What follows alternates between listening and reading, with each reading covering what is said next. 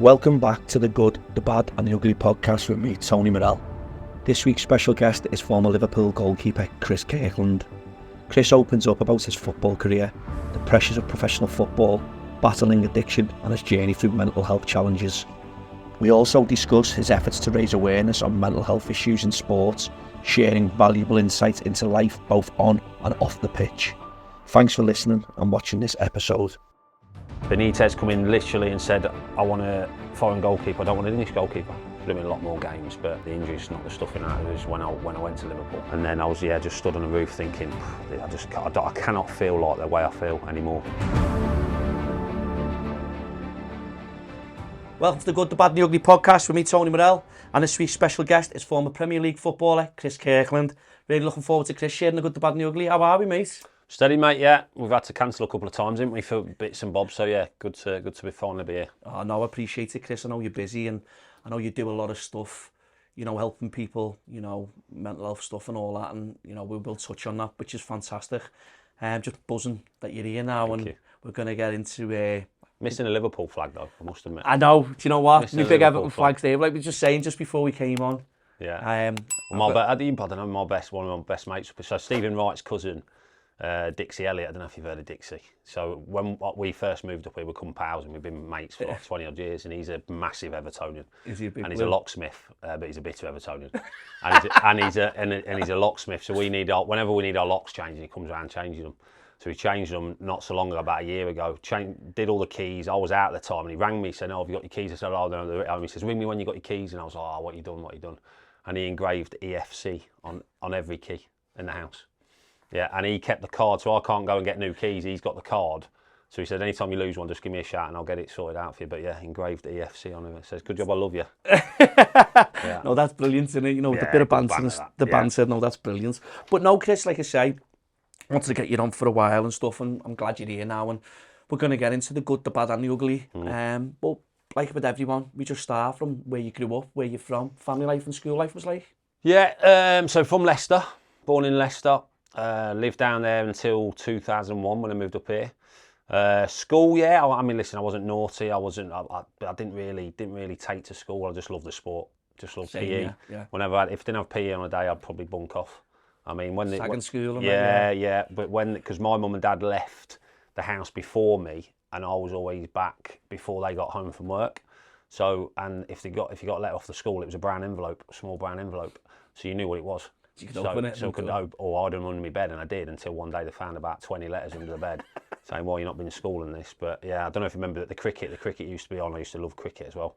And the old test matches used to be on Thursday, Friday, Saturday, Sunday, Monday. Was that on Channel 4 or something, was it? Yeah. So when the test match was on, I'd have Thursday, Friday and Monday off school and pretend I'm getting ready, go out and then come back in and watch them go to the cricket. Yeah, but I was never naughty or anything. I just struggled to concentrate in lessons and stuff like that, and yeah, something always just told me I was going to be involved in sport. So I was always confident. I mean, I was an outfielder to start with. I'm never any good, but the way it turned out with goalkeeper was quite a rapid rise. But yeah, I love golf. Anything with sport, tennis. Used to play locally. Used to play cricket, rugby not so much. Played one game of rugby and got hit into next week, and I thought, not doing that again. Not for me, that. Not for me again, no.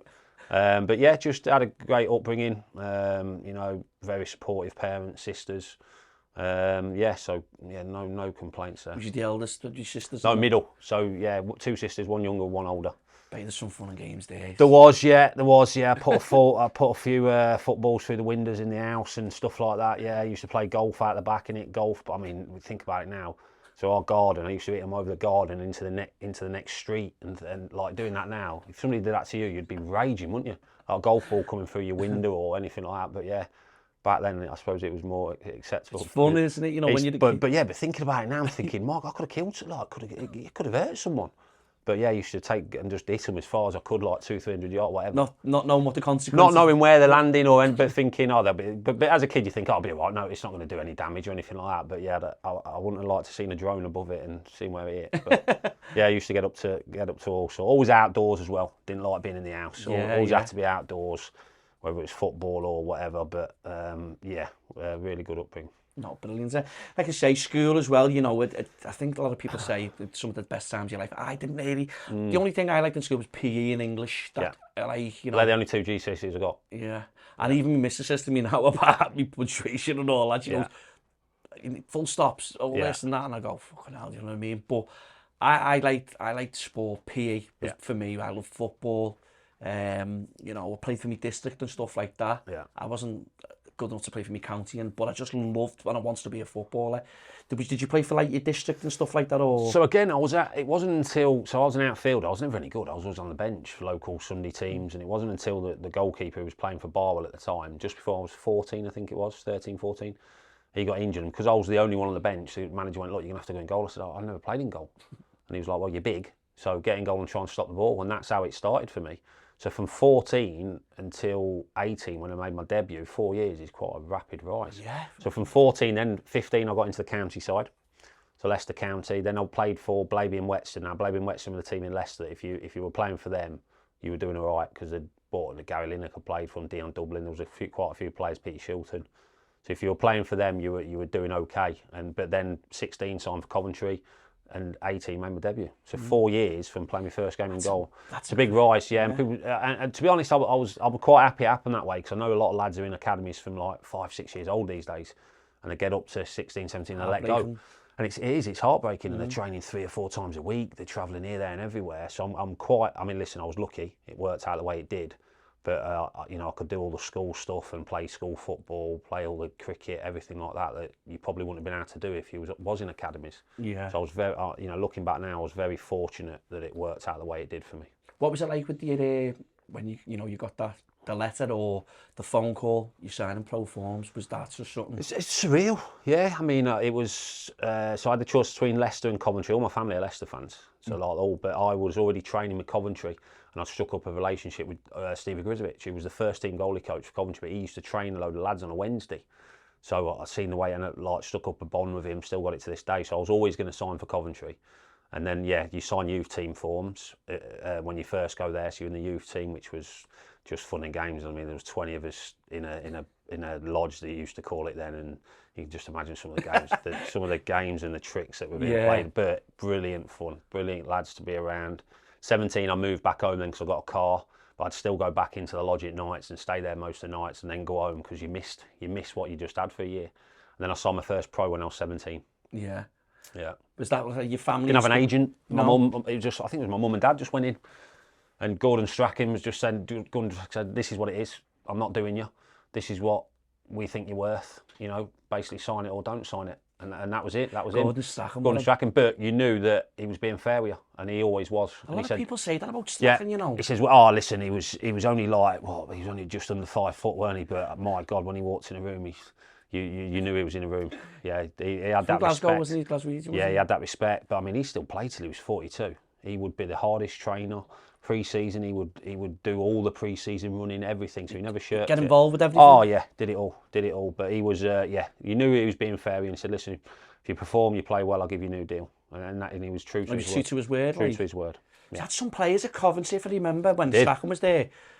Gary McAllister. Macca was there, yeah. I mean, Robbie Keane was there. Gary Dublin still there. Dion was captain. Yeah. Paul Williams, Gary Sheen, Noel Whelan, yeah, Snowy. He was a character as well. What was I remember? If you remember, didn't Bellamy come?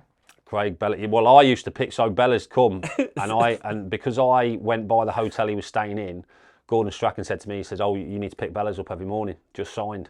Because you were passing that hotel. So I was passing that hotel, and I was thinking, all right, okay. So I used to pick him up. Like some mornings, he used to get in the car, not even say hello, not even talk. Literally, and then I'd get him to the training ground, and he'd just get out the door and shut the door like, not even. I'd be like, all right, no problem, Craig, no worries at all. Other mornings he'd be like chatty and stuff like that, but he was when he come to car, I think he's admitted he was lively. He was lively. Yeah, blow away. I think that's in his game, and player. What a player. Yeah, you want him on your team, not against him. Because I bet you in training and all that. Yeah. He was chirpy. I mean, he had a couple of run-ins with a few of the older experienced I know players. One story with Paul Williams. Oh yeah.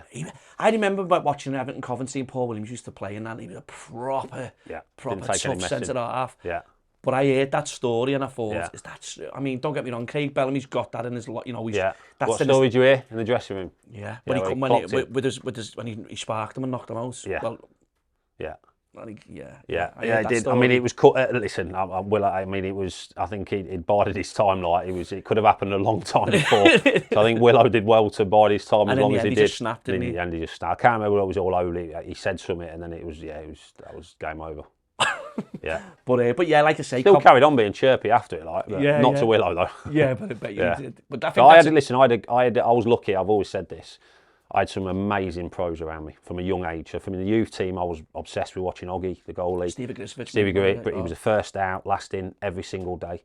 So me as a 16-year-old watching that, thinking that's the way you got to be, but not just as a footballer, as a person as well. He was unreal. He used to come in the dressing room. Quite a few of the players did. He used to come in the youth team dressing room. Any questions? You need any advice? Stuff like this. So from an early age, him, Paul Williams, Richard Shaw, Gary Mack, Dion Dublin, awesome. Jim Blythe, my goalie coach. Gordon Stratt. So I had some brilliant role models. Highfield Road, what a stadium. Brilliant. Proper old school stadium. That. Oh, it was, yeah. So I made my debut there. It was actually against Tranmere. It was in the Cup, Worthington Cup. John Axberg was in goal for Tranmere.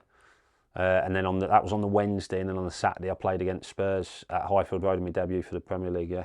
Yeah, we won 2-1. I got man of the match that game as well. So they had Rebroff, Sheringham, Ferdinand. Rebroff, yeah, Ferdinand. I mean, they had some players. Yeah, Les Ferdinand. Yeah, Les Ferdinand. Yeah, and again, just a quick, rapid rise. What's that feeling like? The Premier League. It's the biggest league in the world. Yeah, Was you nervous? No, I always get asked this. When you're younger, you're not, because you're not fearless, but you just you're decent. And you just can't wait to get out there and show people what you can do. It wasn't until I got probably over 30 when your body starts to slow down a bit. And that your reactions are going a little bit, and you put more pressure on yourself, thinking, "Jesus, I've got to perform here. I've got to perform." But when you're young, you're not. I never felt the pressure. Fear. Never felt the pressure at all when I was younger. I just wanted to train. I wanted to play. Just couldn't get me off the training pitch. I just loved what I did. But you just lived. Just loved it. I'd be the first in, last out, and yeah. When I was at home, I was thinking, "Oh, I wish I was at the training ground." Yeah, and that was the way most of my career was. Obviously, latter was different. Yeah. With the off-field problems, but yeah, as a youngster, yeah, your dreams come true. My dream would come true. A funny thing I wanted to speak about as well was obviously we'll speak about you making your debut and laughing, but your dad's bet, that was a crackers one as well. Well, it was so it was after my first game in goal. He put it on. Was it? Yeah. Yeah, so literally nearly 14, and he put it on. But this is the thing about it. So it was. But you didn't know, did you? No, I didn't know until the day before the game. So 26. So I didn't know for 12 years. Yeah, kept a little bit slip in his pants drawer for like 12. From the bookies. From the bookies, William Hill. So it weren't just mum and dad. Because mum and dad, the bet was £100 at 100 to 1, which was awful odds. Because if I'd have gone in the bookies with them when I was 14, they'd have looked at me and thought, "There's no way he's going to be a goalkeeper." I was big, like quite big. I was chubby, and they must have thought, "No chance he can have 1,000,000 to 1." So the odds, but what they do is they go down your family history. Oh, right. And my dad's dad, like in the 50s, when Villa were the team, they were desperate to sign him, but he never did it. Like he wanted to work and stuff like that. So they check your family history, and check it where you are now, what you're doing and stuff like that. But I mean, £100 at 100 to 1 is terrible odds. But mum and dad didn't have 100 quid. So my mum and dad, I think they had 20 quid on it. A couple of aunties, cousins, and people down the local pub had like 10 and 20s on it as well. So yeah, eventually it come true. And when it happened, you debut. Yeah, I only found out the day before. I got asked about it in the press conference, and I said, "Look, I don't know what you're talking about." I got straight on my phone to my dad, and he went, "Yeah, listen, I put it on." He said, "Don't worry about that though." He said, "We're all coming up tomorrow."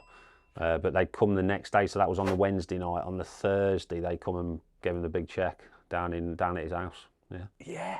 Yeah. Yeah. Still never took me for a game of golf or anything. Still never give me anything from it. But like your career, Chris, you play for some big clubs and that, your Coventry, Wigan, Liverpool. That hurt you saying that, big Liverpool. It doesn't. No, it doesn't. Say just I can see Ben Snaker over there. We've just been having a little. No, it doesn't say. Like I say, Do you know? For that, I always get asked this. People always say, "Do you want Everton to go down?" No. For the City, I mean, we can have the banter where you can have the banter. Listen, it goes too far. Yeah, you get some idiots that take it too far, and it's where they say it's like life and death for some people. Which, listen, if that's you, that's you. But for the City to have Liverpool and Everton not playing each other, but it'd be a disaster. Don't get me wrong. I know Liverpool. But it's not just that though. listen, I went down at Wigan, and I know what happens to clubs when they get relegated. People that have been there for years lose their jobs. It's not the footballers that suffer.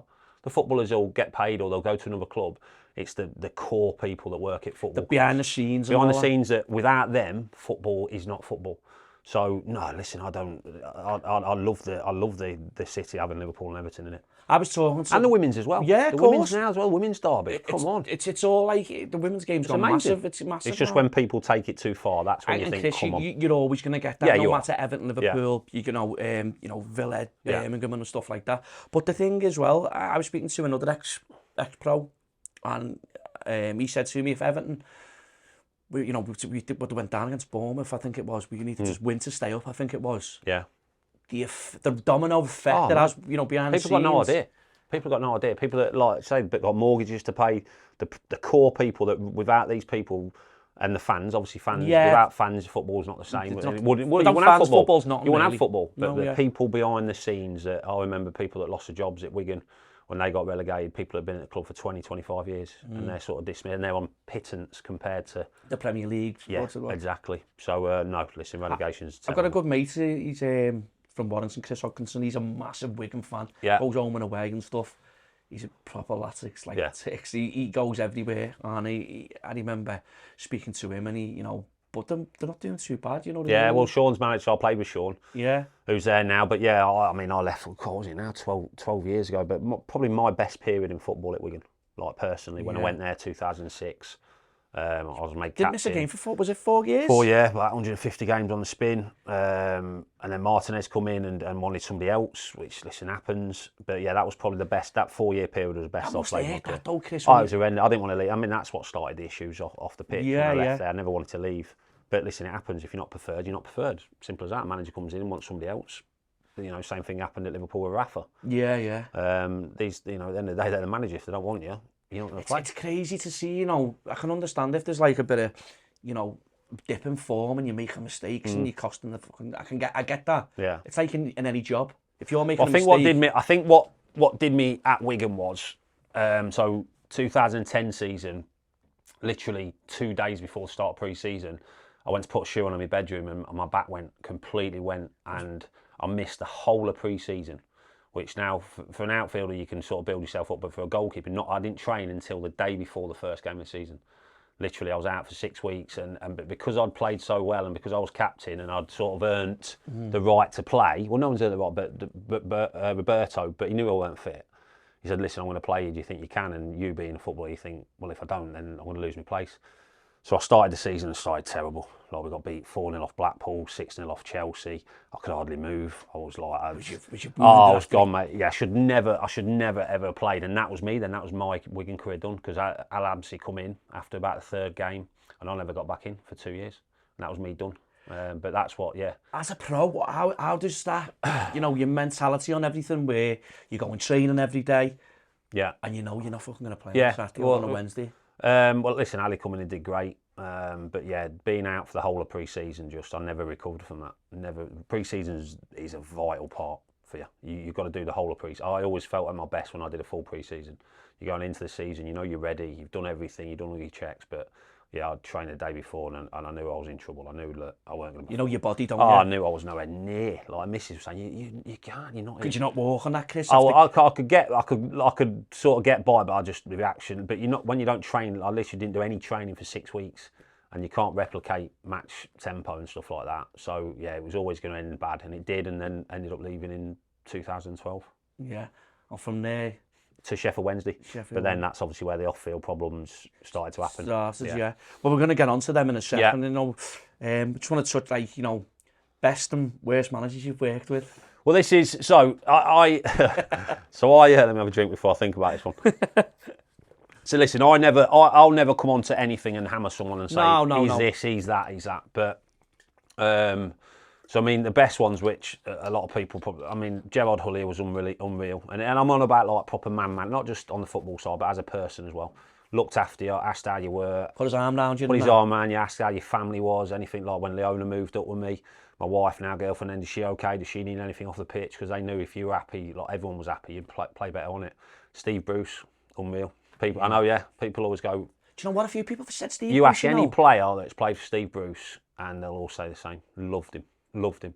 As a man manager, just brilliant, and he had so much respect because of what he did in the game as well. Well, yeah, but he treated you with respect as well.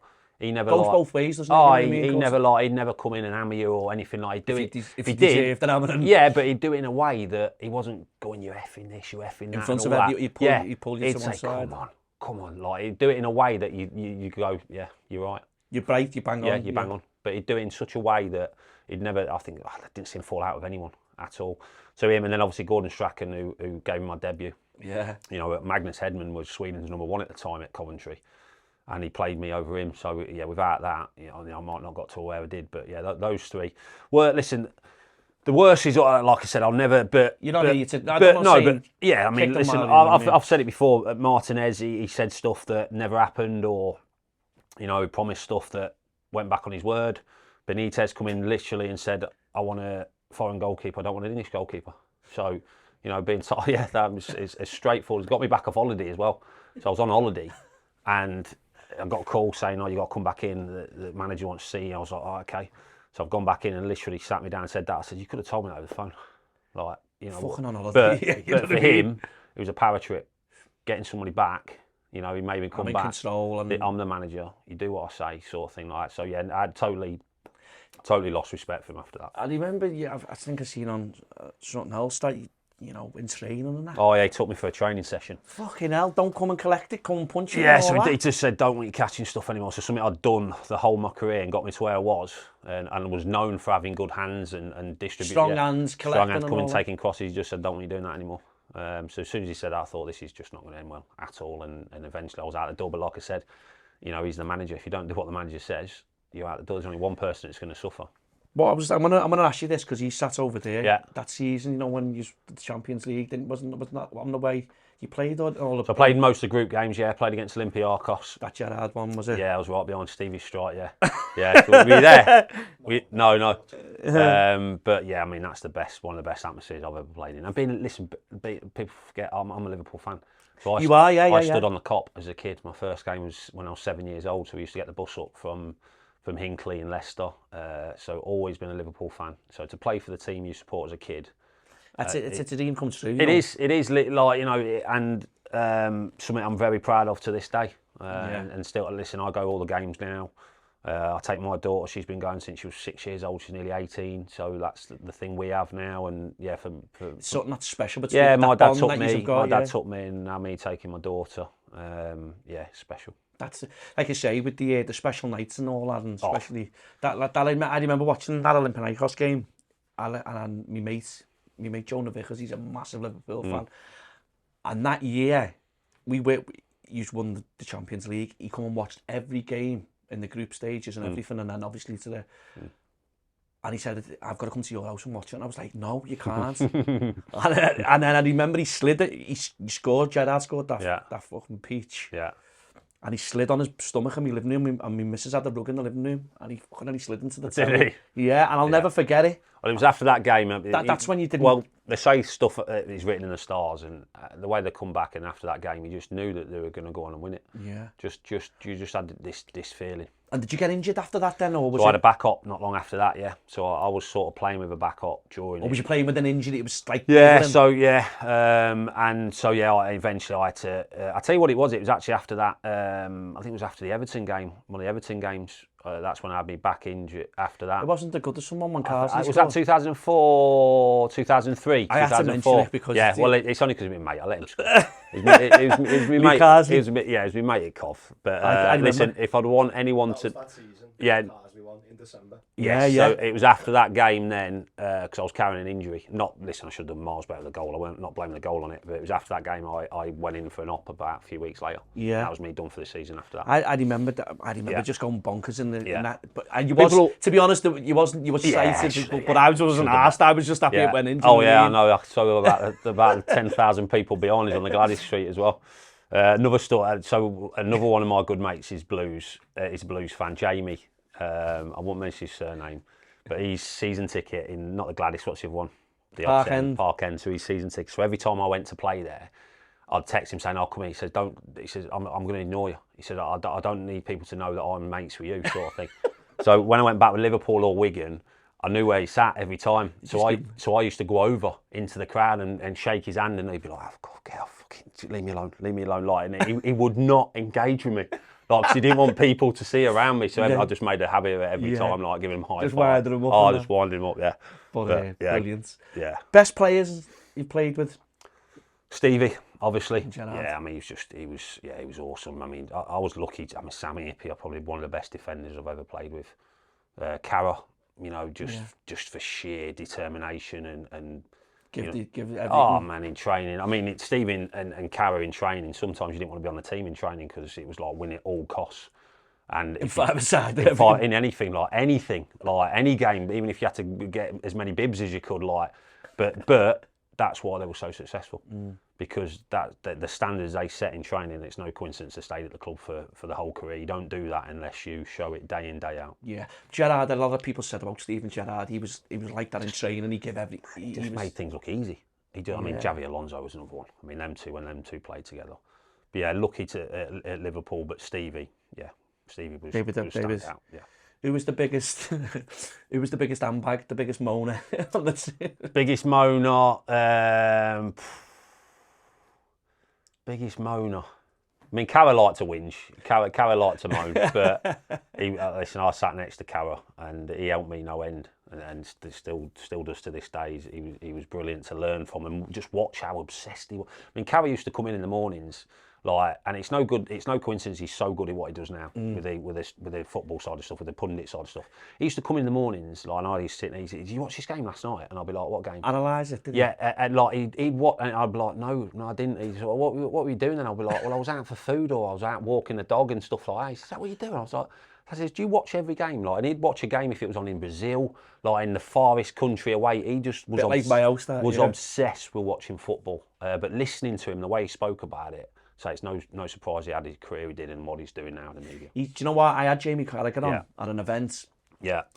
And I'll be honest with you, and like, you know, we say we have this Everton Liverpool divide and whatever. And what a gentleman. Brilliant, because isn't he? What he done for me, we had an event on, and it was an evening with Jamie Carragher. Yeah. And a friend of ours was very sick. He had cancer and that. So I was at the venue, and he rang me up and he went, "All right, so are you at the venue?" "Well, where are you?" And I went, "I'm just at the venue, just getting everything sorted for tonight. Is everything okay?" He went, "We're going to come and pick you up. We're going to go and see Vinny." And Vinny was one of the maddest Liverpudlians. All Liverpool lads know. He was fucking bananas. He was absolutely round the bend. And I couldn't believe it. So we got in the car with Carragher and Jockey and that, and Fran, and we went to his house. And it's just a true story, this. So I had to ring his sister before we got there to obviously let them know that Jamie Carragher was coming down to the house. He didn't have to do this, by the way, Chris. Do you know what I mean? This is before the show. Doesn't surprise me, this. So we knock at the door and all that, and his sister answers the door. She goes, "Hiya, Tony, you all right?" And I go, "Yeah." And I'll never forget his sister. She went, "Bloody hell, Jamie, you look skinny on the telly." Right. So we go in, and Vinny's in his room, because he sent him home from hospital and all that, and he's having some fried rice and stuff. So I walk in, and he goes, "What are you doing here, you blue nose?" And I just went, "Vinny, does someone come to see you?" And seeing the look on his face, that's something I'll never forget. Yeah, brilliant. And I was just like, so for 20 minutes, they just like do the talk and all Liverpool stuff. He went on like a pre-season tour. I think Liverpool were in Japan or somewhere. Or they had this mad flag, and Jamie Carragher's our fella and all that, remembered them all and stuff. Really, yeah. But for that 20 minutes, that what Vinny got from that, yeah. I'll take that to my grave. And yeah, he does a lot of stuff. Do you know what I mean? People don't realise a lot of stuff that footballers, but particularly Cara, what he does in the community in Liverpool is just.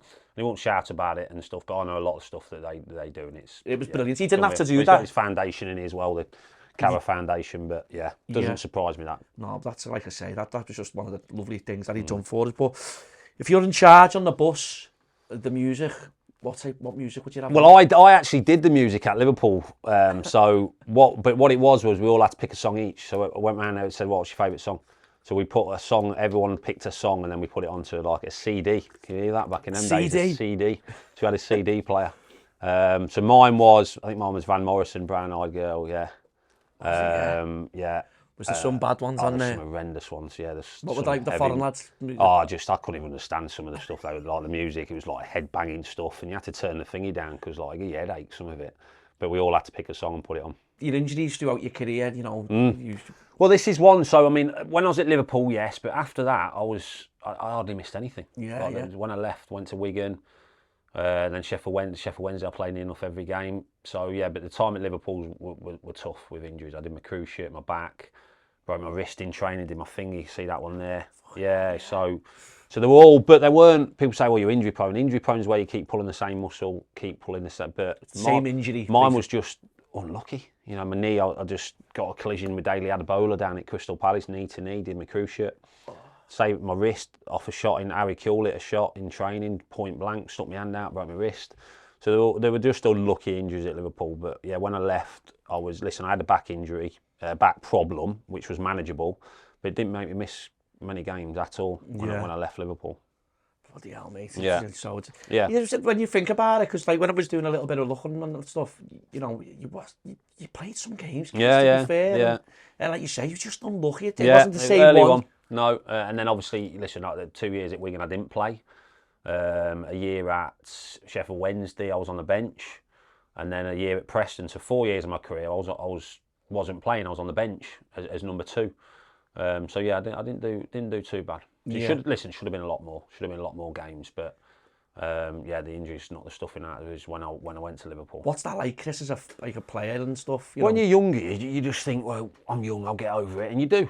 You come back. It's when you look back and like they do catch up with you. So like serious injuries, when you're younger, you come back, but then when you get, I keep mentioning when you get over 30, things just hurt, don't they? You just get up differently. You need oiling and all that. Get up, and then when you've had serious injuries, they catch up with you, and you know you. But at the time you just think, well, I'll be back. I'm young, and you are. Yeah. So we're gonna get into, you know, how it all started. You know, you've only spoke about it before, and how did it come about, like the addiction, and you know exactly how you got addicted to tramadol? So for 11 years, when I moved up in 2001, I was at Liverpool 5 years, Wigan 6 years, same area where we live now, 15 minutes to both, dead easy. I was home. When Lucy come along in 2006, I could take her nursery, pick her up, all the important family stuff, go to the school plays, all that sort of stuff. That stopped in 2012 because I was commuting to and from Sheffield. So we didn't move. I commuted because Lucy just started school. So up and moving and all that. Didn't want to do that. I'd only signed a year deal as well with Sheffield. So I thought, well, I'm not moving over for that. So I commuted and I struggled with anxiety. I was missing everything back home. So, and then 2 days before the first game, I got a slight twinge in my back and got hold of some painkillers, but didn't need them, but I just got hold of them thinking I better make sure I'm okay to play here on Saturday. And went on and played every game that season, so there was no issue. But what the painkillers did was help me deal with the anxiety.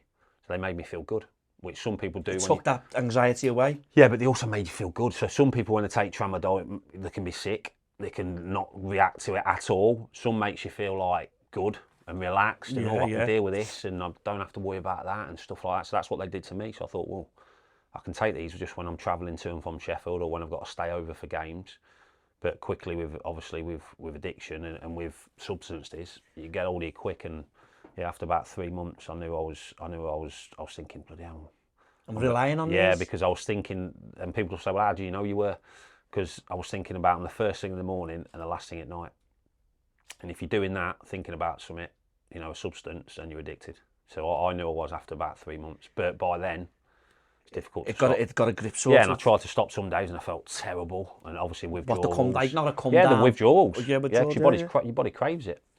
That first year, obviously I played every game. I was player of the season that first year. But off the pitch, my head was started to, you know, I was panicking, I was anxious, didn't want to leave home. The football for the 90 minutes was a get out, so I could sort of forget about that, play football. As soon as the final whistle went, I was thinking about getting home. I was thinking about the traffic getting home, because Sheffield's not an easy journey to get back from. Yeah. It's horrible. It's not far, but it's just horrible. Second year, I was taking more and more, and what they do is when you take more doses and you're abusing them, basically, taking more than you're meant to, it just messes you up mentally. So mentally, I was just didn't want to play football, didn't want to do anything. You fell out of love, Chris? Fell out of love with football, fell out of love with training. Something I'd always done for so long was suddenly becoming, I just didn't want to do it. and I didn't want to socialise, get home, and I'd use the excuse, oh, I've been travelling all day, been training, I'm knackered, I've got to get up tomorrow, I don't want to do stuff, so you'd isolate yourself. So yeah, it become very, not just for me, but when you're going through it yourself, you don't think of other people. No.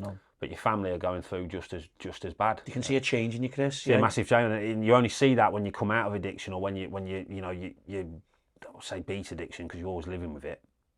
But now looking back, thinking, bloody hell, how hard was it for me missus and my wife and my friends and stuff like that. But when you're in it yourself, you don't think about that. You just single-minded, focused and stuff like that, thinking about yourself. Was your mood change, or your mood? Yeah, I was very snappy. Yeah. Oh, I didn't. But yeah, I never got violent or anything No. But I was just different, they're just completely.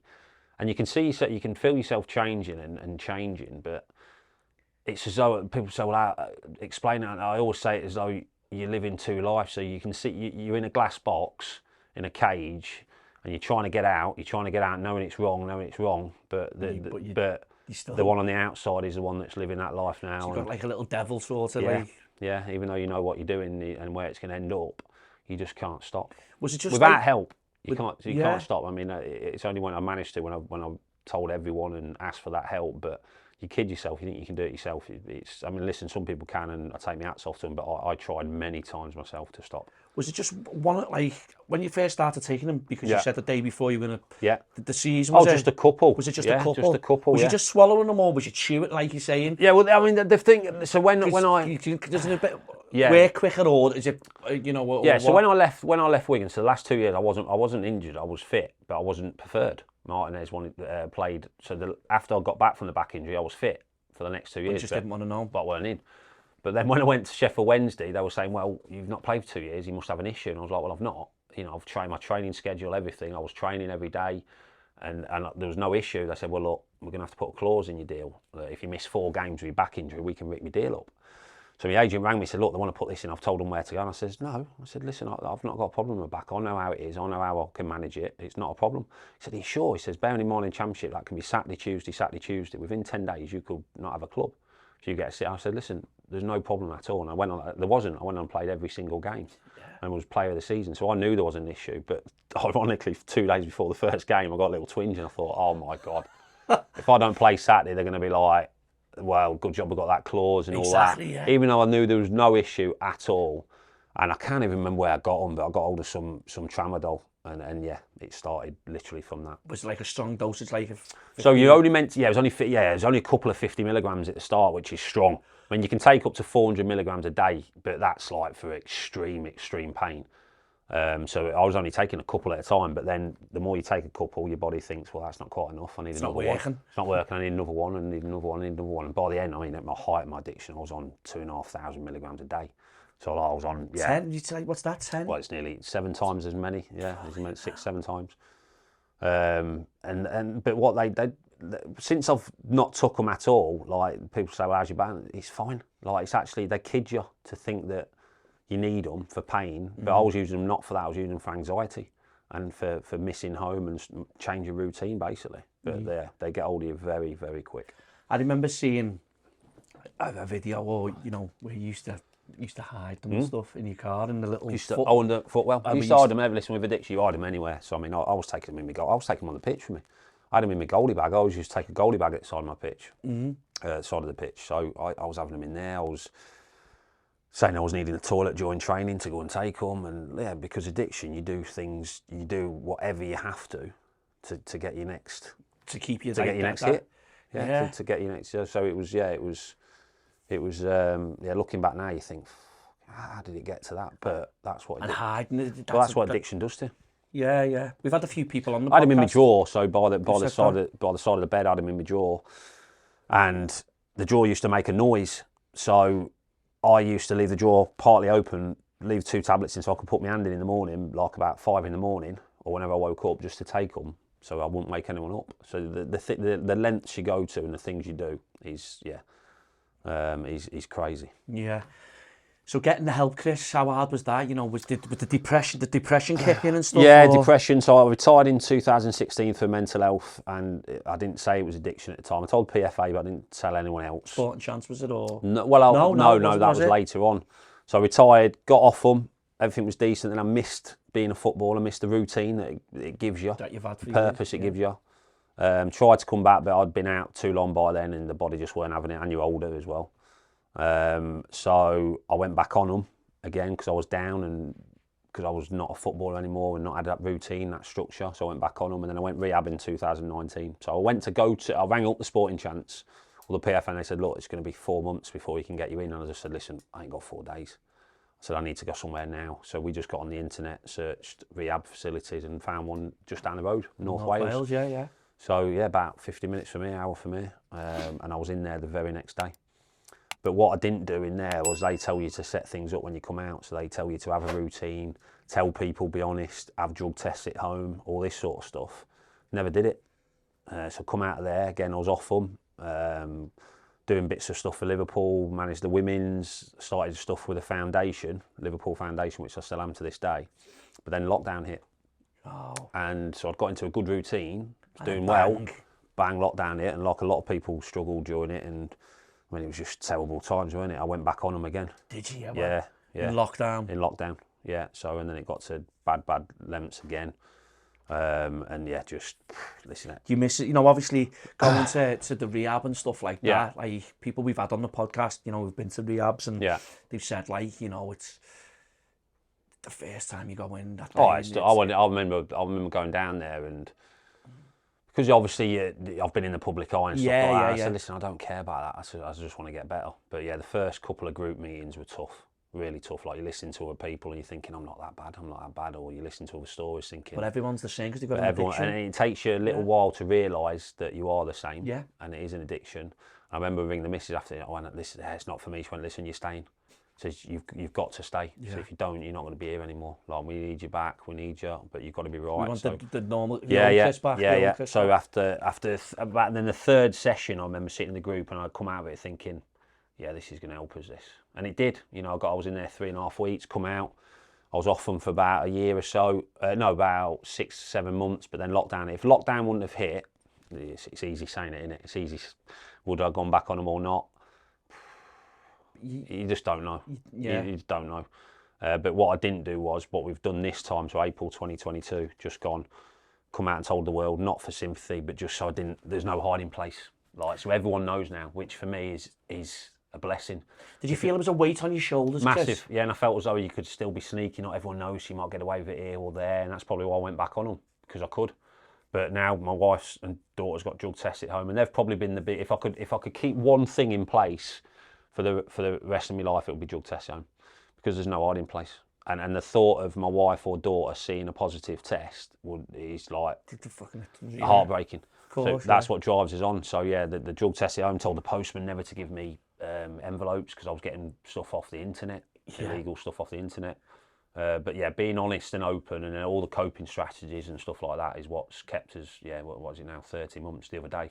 It was so, which is great. But listen, it's not easy. But I couldn't have done it without the support around us. You know, you're having that strong family, and and I know some people haven't got that around them, and that's the heartbreaking thing. But I tried so many times myself and failed because you know you can go back on them. You've not got that somebody helping you. It's that easy to do that. Yeah, it's that easy to do. But the support around me now is incredible. The role I do with the foundation, the ambassador, they've been unreal. The club have been brilliant with us. You know, people around us that have just been so supportive, and I couldn't have done it without my wife, my daughter, my best friends. And I've got a good structure now, and the hiding, there's no hiding place. Like, you look back now and some of the pictures, and when I go and do talks and mental health talks, I've put 2 pictures up when I was on them and when I'm not.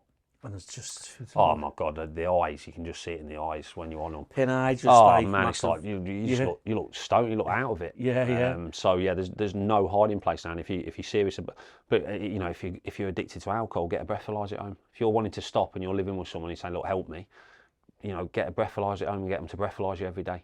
If you blow alcohol, then you blew alcohol. You're letting yourself down, but also you're letting the people... But what it will do as well is if you do, and you do have lapses, because people do, it won't go to the lengths that it would go to, because somebody you've will stopped know. It there. Well, because somebody will know, look, you've tested positive here, what's going on? Or, what can we do What now? do you want to do about What this? do you want to do instead of it going to lengths and lengths and lengths without anyone Which knowing? Which it will lead to, won't Which it will lead to, yeah. So thankfully for now it has, but yeah, the drug tests at home, without them, would I have gone back on them? you just don't know. You don't know, but it's certainly done its job. When you came out and spoke about it, Chris, you spoke to the world about it. Yeah. Did you get a lot of people reaching out? Oh, loads, yeah. With the same issue as tramadol, or yeah, all sorts of stuff, yeah. was this just through social media or through different as well? Yeah, phone number. Yeah, people saying, look, I've got this. So I get a call saying, look, this person wants to speak to you. Will you speak to them? And yeah, I said yeah, because that's what I did it for, not for. And that's my coping. Helping others. That's my coping strategy as well.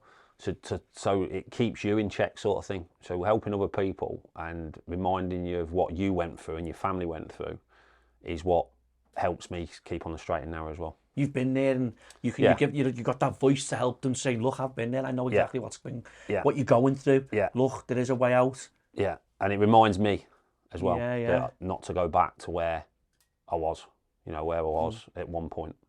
Have you ever thought about, obviously, putting something together, like a big foundation, or? Thought about it a couple of times. I think, in talks with a couple of them about doing books and stuff like that. So, but listen, I love my role with the foundation. So my role, I'm the ambassador in the community. So I do a lot of stuff in the community, go into schools, do a lot of talks, do a lot of addiction talks, from the youngest to the elderly. So, and you'd enjoy that, Chris? Love it. So I've been offered back in football, but I've said no because I love this too much, and it's too important to me at the minute. And it's got that little thing there, hasn't it? You know what I mean? It's far too important. Seeing what it can do and doing stuff for other people and helping other people is, I've done the football side of stuff. You never say never, but for now, you're enjoying it. That's the main thing. I love doing what I'm doing. Yeah.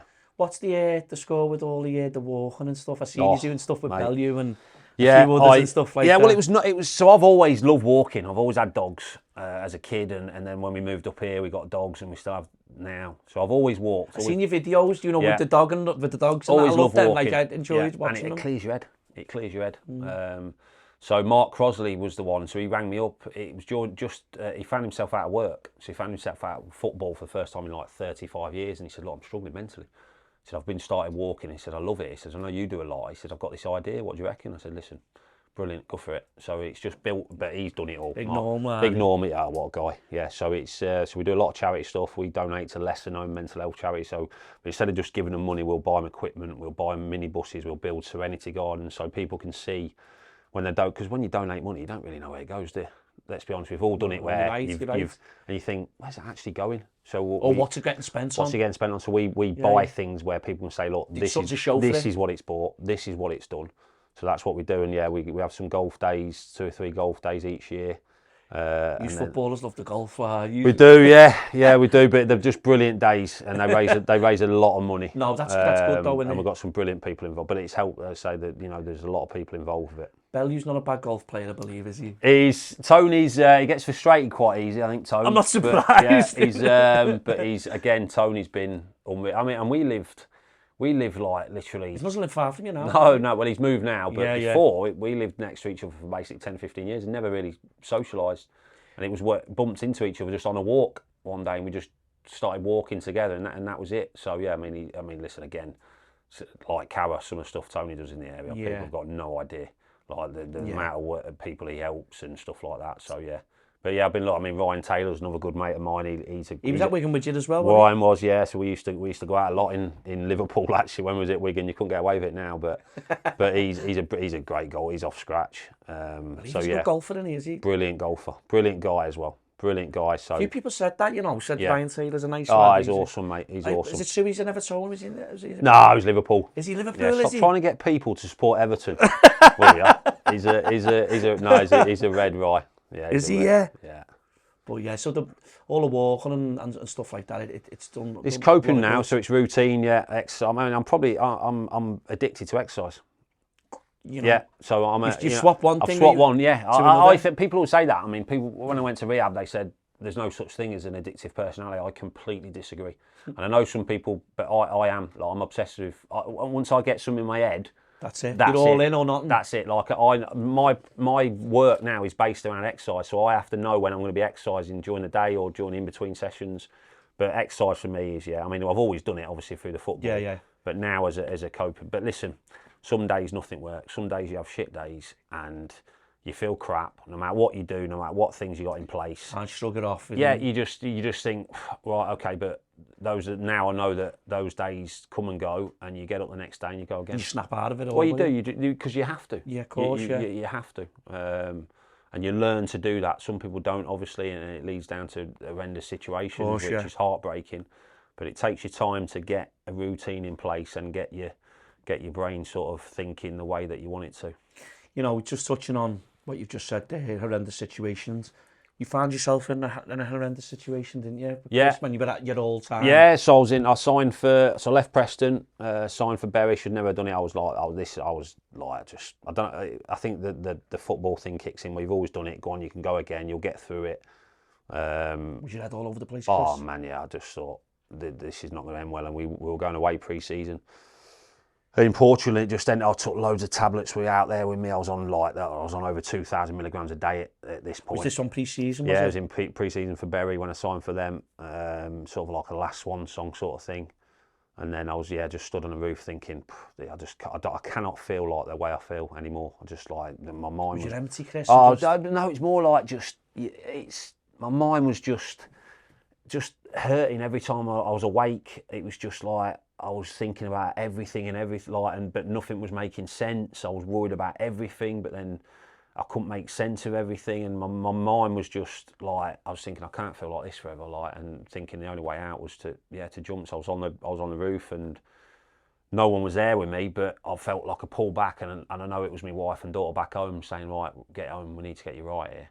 But yeah, I just couldn't see a way out at all. Just couldn't see a way out. It's crazy, Chris, isn't it? Yeah. That situation, and yeah, lucky it's enough, a seesaw moment. It was I always call it a seesaw moment. So obviously I could have gone that way, that way. Luckily, I sort of pulled back and I rang my missus straight away, and that was the first time. But again, didn't do what they tell you to do and set things up, be open, be honest, and stuff like that. So it's took. I mean, I wish I'd have done it back in 2016. I wish I'd have done it in 2012, 2013. But back then it wasn't really talked about as much as it is now. It's only probably been the last 4 or 5 years where mental health, addiction, it's always been there, but I'd say accepted more now. It should have always been accepted. But it was just that thing. People just didn't puts that mask on and thinks, "Oh, I'm all right." Yeah, exactly. Whether now you turn like the stuff you do, the podcast, the TV, the radio, you turn something on every day. There's something on every day now regarding mental health and addiction, which is great, but also not great because you don't want people to suffer. But the world we live in, people do suffer. In silence, don't they? Yeah, and so the more help out there and the more thing that's made public, hopefully it does help them. Raising awareness, and that's it. And it's fantastic what you do. You live your life experiences of what you've been through. By you coming and speaking about it, someone might just come across this and go, well, that's me now. And that's why we do these podcasts, because obviously... Listen, I always get the 1 in 4, but they say 1 in 4, don't I? I think it's rubbish, 1 in 4. I think it's more like 3 in 4 people suffer at some point. Yeah, so and particularly after what we've been through, obviously with COVID, all that sort of stuff, the knock-on effect that's had. And the world we live in, let's face it, the world we live in at the minute is just... You don't know if you're coming or going. It's some of the stuff they come out with, the world is a frightening place, isn't it? It is a frightening place at the minute, some of the stuff going on in it, and people are struggling in it. Yeah, but massively. Yeah. Wanted to speak about Mark from Fishing the Mind. Mark, yeah. Yeah, he's a good mate. My mate Sean, he's a good mate of Sean's, and we were talking about how you were coming on. Yeah. And he went, Tony, that's weird, that, because Mark speaks to Chris, they're good friends. And so what is it, Fishing the Mind? What is it? Yeah, so Mark obviously suffered with his mental health, and he loves fishing. So through fishing, I used to fish when I was a kid years ago. I've not done it for years. Yeah. I used to go down over my grandma and granddad's, and they used to have a river out the back. It's not theirs, but down a local. So I used to go down there. And then he just got in touch saying, look, I've got this idea. I know you struggled. I've seen your story. I do as well. And we just got chatting, and he just said, look, would you sort of be an ambassador for it, sort of thing. So listen, I've only been down a few times because I've got lots of other stuff on as well. But I said, listen, when I can, I'll get down to you. And he said, but I've been down to some of his sessions. I've seen the impact it's had.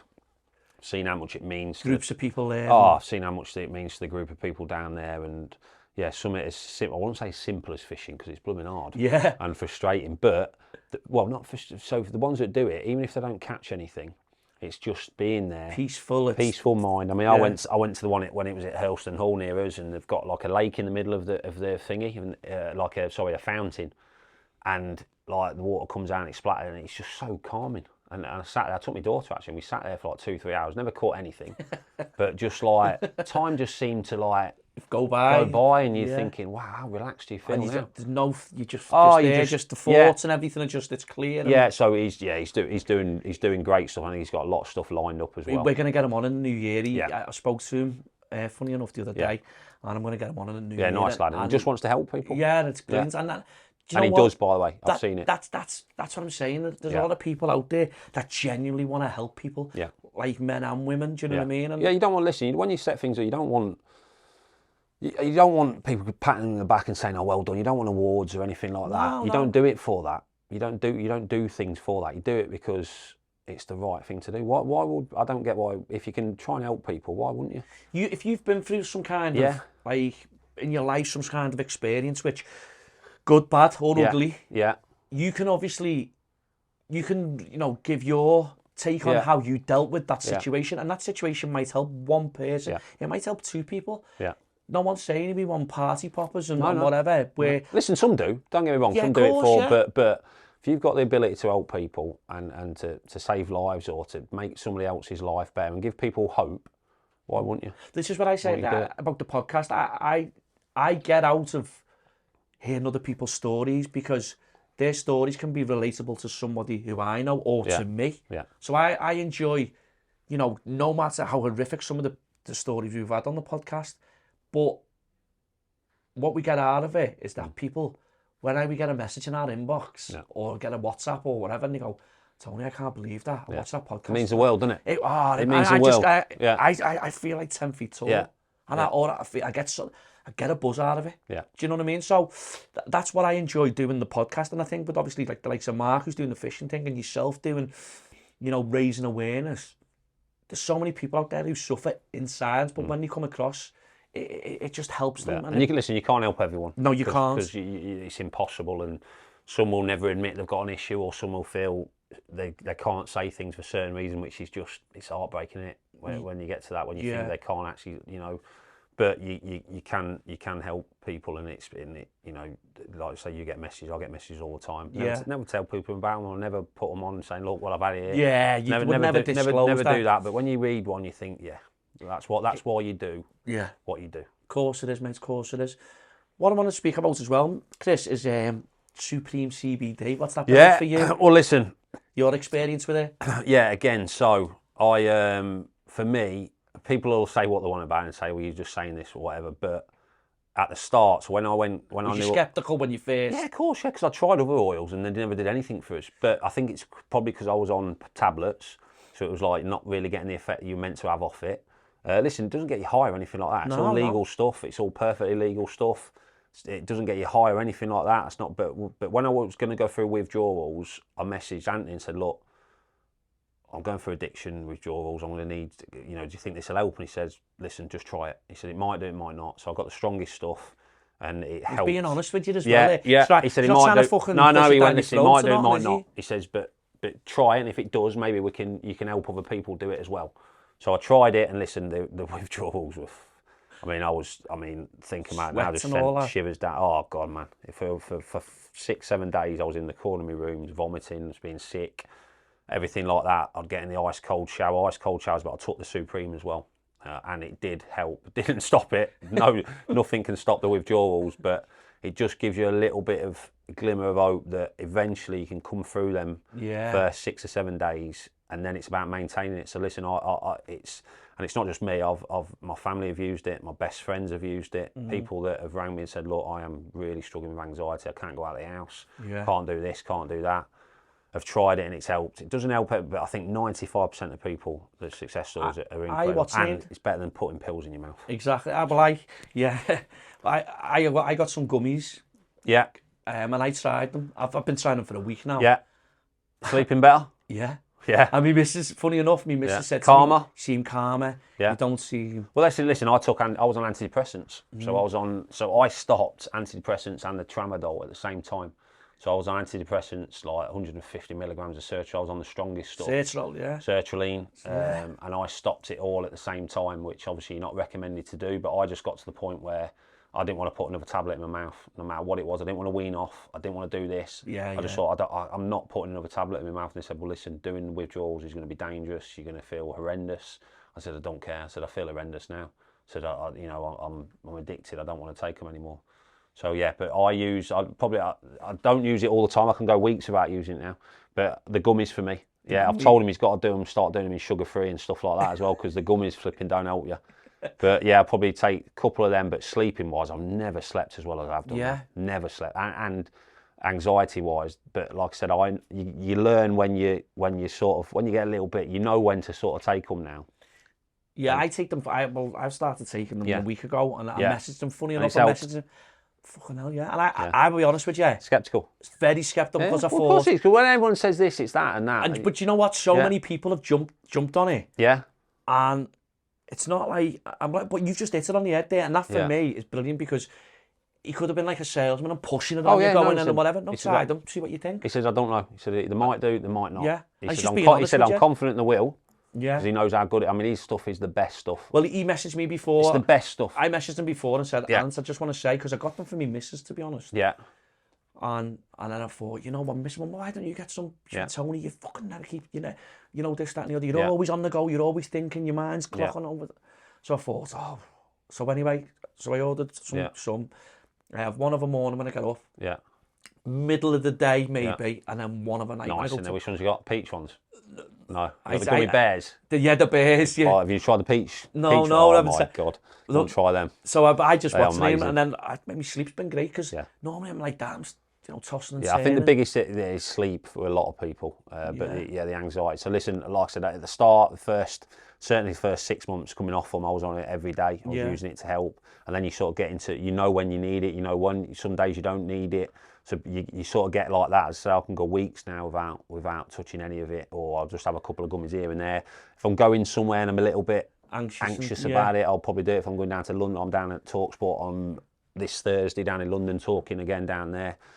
So, but you sort of know, but it's been, listen, people will say, well, you just, listen, I know what it does for me, and I know what it's done for people close to me. I don't care what anyone else says. Yeah, if they believe it or not.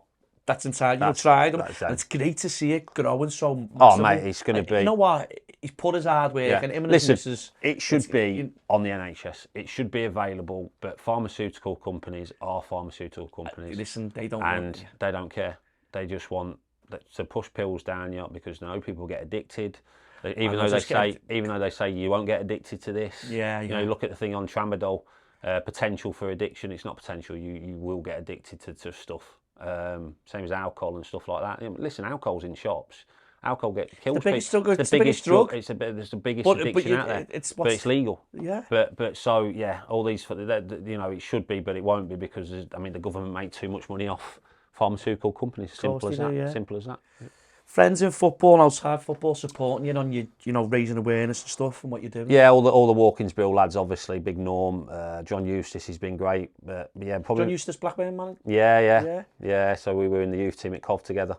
Yeah, great guy. Carzo's been brilliant. Yeah, probably the best. I was in the youth team with Nick Hegley, who's my best mate. So we've known each other since 16. So we're both best men at each other's wedding. He didn't make it in football because he had a horrendous injury. But wouldn't be where I am without him. But yeah, listen, I've played with some brilliant players. You lose contact over the years with a lot, because you play with that many. But whenever you see someone that you played with, it's as though you've never not been together, sort of thing. Yeah, it's just there, just that bond and stuff like that is always there. Do you find with a lot of the lads who you've played, or you've played with, or you've played against, a lot of them, are speaking out a lot now, because like you say, it's like anything, you've done something for years and years, and you've always had that. It's a routine. It's a routine, yeah. The dressing room, probably the dressing room's the one thing you missed. Listen, the banter, the atmosphere of the games running out. Running out Anfield, that's something I could, going to the games now. You picture yourself doing it, but the dressing room. That's why a lot of lads struggle when they come out of it, because they miss that, and they miss the routine. You're told where to be when you're training, and when that's gone, it's difficult. It's really difficult. I seen something the other day, someone saying about that, like, you're told to what to eat, you're told to be here at this time, you're told to time or train, you're time to, you know, and all that. It's and routine. It's a routine. Structure. It's a structure, yeah. It's like anything, any structure, like nursing, whatever, in your work, you know. You've got to be in on this time. Oh, and yeah, all that, but yeah. and people say, oh, I'd love not to be in work on time, I'd love not to, and I get that with certain people and certain jobs and stuff, but for footballers and sports people, when that's gone, it's a massive void. When you've done it for like all your life, basically, 19, 20 years, and that's gone, and all of a sudden people say, well, go on holiday, go play golf. Well, yeah, you can, but there's only so much you can do. Oh, so much golf you can play. Yeah, there's only like, but that's not real life. You need a purpose and a structure to get up in the morning. Yeah. I've saying like about your own charity and stuff like that. Would that be something that you probably? But it's hard with what you do. I mean, I'm involved with quite a few charities now. So, like I said, at the minute, I love what I do. It keeps me busy all the time. Just in talks with Edge Hill University at the minute as well about doing like a mentoring role up there and stuff like that for them. So because they give me a doctorate a few weeks back for mental health, and so that's something I'd love to do, because a lot of kids and a lot of people in college and schools struggle mentally, exams, trying to what's name exams, to get where you want to be. Yeah, all that sort of stuff. So I'd love that. So hopefully that'll come off. But yeah, I love doing what I'm doing at the minute. That'd be great to do that all over the country, though, Chris. I think. Class. You know, yeah. I mean, I know you your role at Liverpool. It's needed. Listen, I'm not saying I can fix the world or anything, but we go into a lot of schools with a foundation, and a lot of kids are worried about exams, GCSEs, A levels, anxiety, what they're going to be afterwards. You know, you've got it, and it's drilled into them. You've got to do GCSEs, you've got to do this, and listen, it's important. Don't get me wrong, but it's not the be all and end all. It's not going to, you know, it's how you are and how you teach them things. So yeah, there's a big thing there with schools and colleges. Yeah, you know, like say, you know, at Liverpool and stuff you do and all that, and you know, is there anyone else involved with you to going into the schools or? So listen, all the staff at the foundation, yeah. You know, any explanation to say sorry? So we get people doing bits and bobs with us, but I'm the official community ambassador, which we're very proud of. And you love doing it. Love doing it. Yeah, I mean, listen, you get the ex legends doing stuff as well, proper legends. They'll do bits and bobs, but no, I'm contracted to the foundation, which I love. No, that's brilliant. Yeah. So, like I say, mate, what's in the pipeline for Chris Kirkland? Just much. You know what? I don't think too far ahead. That's one thing I've learned. Don't think too far ahead. So I'll take it. I like to know what I'm doing each week. You know, I'll look at my schedule. That's as far as you'll look. That's as far as I'll go. Yeah, obviously you have stuff in the pipeline further down the line, but I try not to focus too much on that. I just try and focus on each week. Getting me exercise done, getting me routine, keeping to that, keeping as busy as I can. I have to keep busy, as busy as I can. But yeah, sometimes you think, oh, well, you know, but then I think, no, just calm down. What's going to be will be. Yeah. Your missus and your daughter, they played a massive part. Massive, yeah. My dog's more though. I love my dogs more. Yeah, and they know that as well. Yeah. But no, I mean, we've been together, 25 years next summer. So yeah, my daughter's, listen, kids are not daft. You know, Lucy knew there was an issue. She's 18 in a couple of weeks as well. But yeah, without them two, certainly wouldn't be sitting here on this couch now. And a lot of people to thank for that as well. But those two have been, amazing. Brilliant, mate. And if anyone wants to get in touch with you or reach out, how can you get in touch with you? Well, I'm not going to give you my phone number online. No. No, I say that to everyone. I get asked that all the time. So I'm not going to give you my phone. But I'm on Twitter, so at Chris Kirkland 43, and my DMs are open. So I don't block them or anything like that. So yeah, if you need to get in touch, and then what I'll do then is I'll ring you or I'll FaceTime people or email or whatever. So listen, my DMs are open. Please, if you need any help or if it's for you or somebody you think might need a little bit of a pep talk or then that's something that I love doing as well. As hard as it is sometimes, because you know you speak to some people that are in real terrible situations, as I'm sure you know yourself, but. I like being able to possibly help people if I can. No, it's brilliant, Chris. Chris, just want to say, listen, it's been well worth it. You know, I know we've a couple of times and that, but that was really an episode I really enjoyed, and being so open and stuff, mate. So keep doing what you're doing as well, because as I said, things like this, getting it out there and stuff, it helps a lot of people. So yeah, well done for you as well. Thanks very much for sharing the bad and the ugly. Not bad for a blue. You're not bad for a blue.